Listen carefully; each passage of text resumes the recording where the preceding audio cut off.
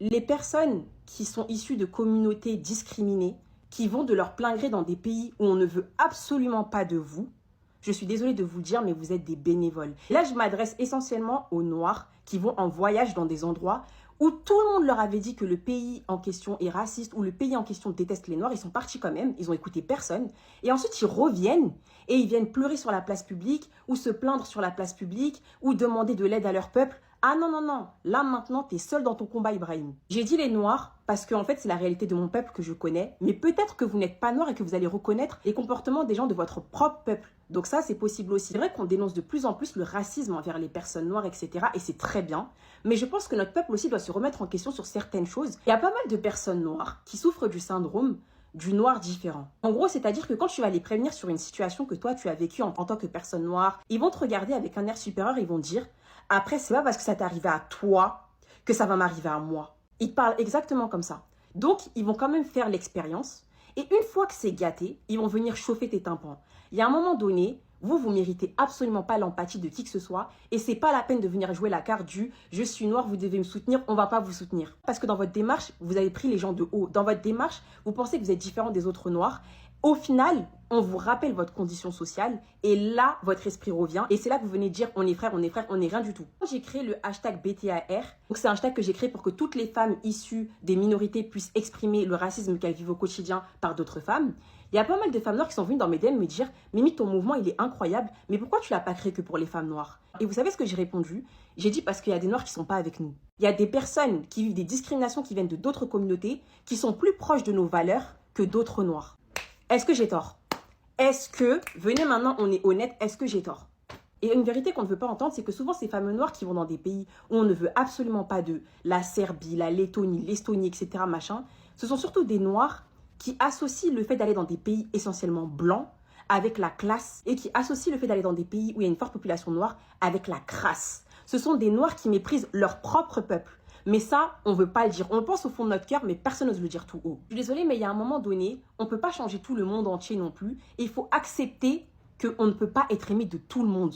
J'ai l'impression qu'il y a des noirs, vous mendiez tellement l'amour des gens que vous voulez que tout le monde vous aime et surtout l'amour des personnes blanches. Il y a des pays qui n'ont aucun rapport de près ou de loin avec l'esclavage, avec la colonisation, avec la ségrégation. Et ça veut dire que les noirs ne les intéressent pas et il y a très peu de noirs là-bas. Avant de voyager, qu'on soit noir, blanc, jaune, vert ou orange, il est super important de se renseigner sur la culture du pays où on va, sur l'histoire un minimum du pays où on va, ne serait-ce que pour ta propre sécurité. Comment toi tu vas dans un pays qui n'a aucun rapport avec l'Afrique, qui n'a aucun rapport avec les Antilles, qui n'a aucun rapport avec les aborigènes, etc. Et après, t'es étonné de voir que t'es le seul noir de tout le pays. Tu fais semblant ou quoi? On peut voyager en Afrique et passer un séjour de dingue. On peut voyager en Angleterre, on peut voyager même aux États-Unis, on peut voyager en Amérique latine. En fait, il y a des endroits où quand on voyage en tant que personne noire, on sait qu'on est en sécurité. Mais moi, je sais pourquoi vous ne voulez pas aller dans ces endroits, notamment l'Afrique. C'est parce que pour ces fameux noirs qui aiment bien aller dans des pays où la population est 95% blanche, les vacances de luxe, c'est des vacances dans un pays blanc. Pour appuyer mon propos, je vais vous raconter une histoire qui s'est passée avec l'une de mes anciennes fréquentations. J'avais une amie à moi qui, elle, vraiment, elle se prenait pour ce qu'elle n'était pas. Et son rêve était de devenir une femme très riche, ou plutôt devrais-je dire la femme d'un homme très riche.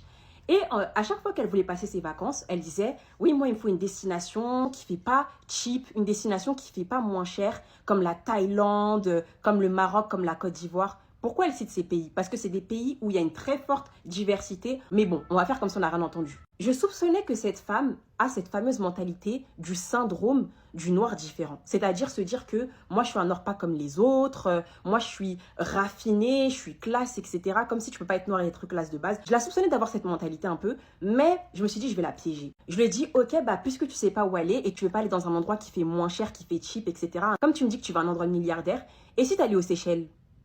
Elle me dit exactement, voilà les Seychelles, un endroit comme ça. Je lui ai dit, eh ben tu sais, je vais t'annoncer quelque chose. Les Seychelles, c'est en Afrique.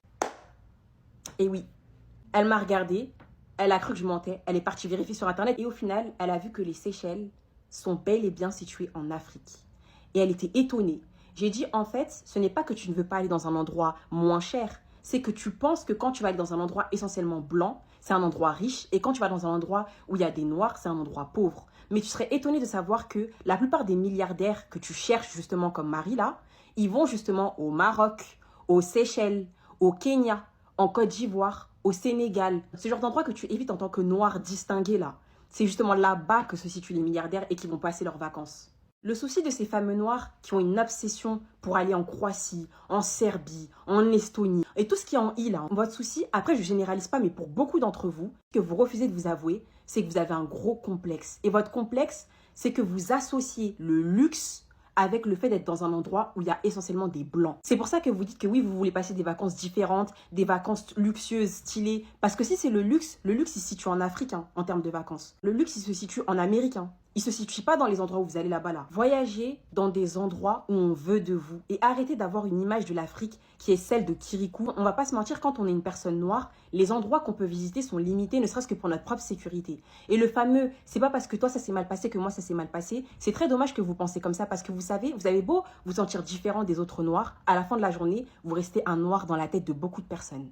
Désolée de vous l'apprendre. Que vous ayez un nez plus fin, que vous soyez plus grande taille, que vous ayez des yeux plus tirés, ça ne change rien. À la fin de la journée, vous êtes noir. Et à un moment donné, il faut aussi qu'on sorte de la case de la victimisation. Et c'est pour ça que mon hashtag BTAR, je trouve qu'il est vraiment important parce que c'est pas les noirs contre les blancs ou quoi. Ce sont les racistes, parce qu'il y a même des racistes dans nos communautés, contre le reste de la société. Le but est d'éduquer les gens de A à Z sur le racisme. Et ça, pour moi aussi, quelque part, c'est une forme de racisme envers soi-même, envers son propre peuple. Alors arrêtez de donner votre argent comme des gros bénévoles à des endroits qui ne vous aiment pas et qui n'aiment pas votre peuple.